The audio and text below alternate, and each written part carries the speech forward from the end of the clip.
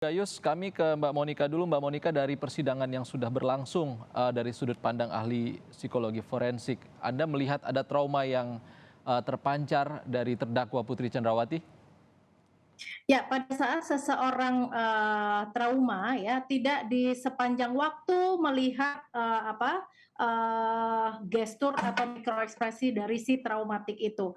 Tetapi yang bisa kita amati dari proses persidangan yang sudah ada, 2 kali ya, eee, ini merupakan,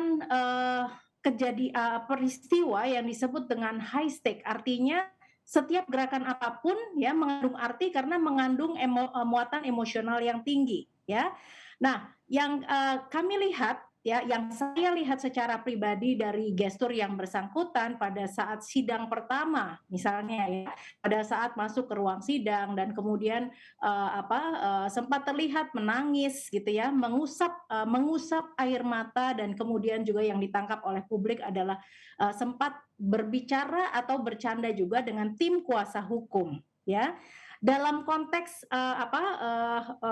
satuan, momen yang bisa kita lihat penggalan ini ya, di sini tidak ada emosi yang menunjukkan beliau itu merasa, takut atau bahkan sedih yang mendalam, seperti itu, ya. Kemudian juga ketika kita lihat di, persidangan yang, kedua gitu ya, beliau masih menunjukkan, gestur dan juga, walaupun tidak terlalu terlihat untuk mikroekspresinya, tetapi masih tetap dengan baseline yang sama, seperti itu.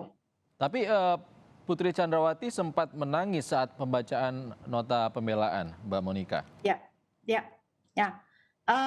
Menangis ya, seperti yang kita terlihat, ini bisa mengandung hipotesis bermacam-macam ya.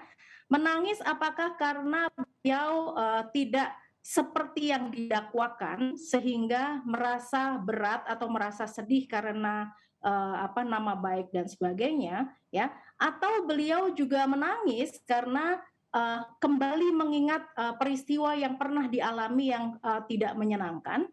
Tetapi kalau kita, lihat bahwa proses ini sudah berkepanjangan ya, dan juga ketika mengalami, menceritakan kembali atau mengulangi kejadian-kejadian seperti di sidang dan sebagainya, muatan emosinya memang sudah berkurang, seperti itu. Sehingga, nangisnya ini kita tidak bisa, berasumsi dengan satu, hipotesis saja, seperti itu. Nah, ini perlu penelitian yang lebih, mendalam lagi gitu ya, dan apakah kita juga perlu melihat ya, tangisan ini air matanya, juga ada analisa yang berbeda dari arah keluarnya air mata. Nah, tetapi apakah dari ujung ataukah dari pelupuk ataukah dari ujung itu juga, bisa diteliti lebih lanjut, tetapi kita cuma terbatas, sumber dayanya untuk melihat dan mengobservasi lebih lanjut. Jadi kalau dikatakan ini kesedihan, yang ada hanya ada di, sekitar daerah mata, tetapi tidak diikuti ya, tidak kongruen dengan anggota tubuh yang lain. Kalau itu merupakan satu kesedihan yang mendalam, ya, biasanya ada gerakan-gerakan lain yang mengikuti seperti nafas atau nah seperti ini, seperti Oke. itu.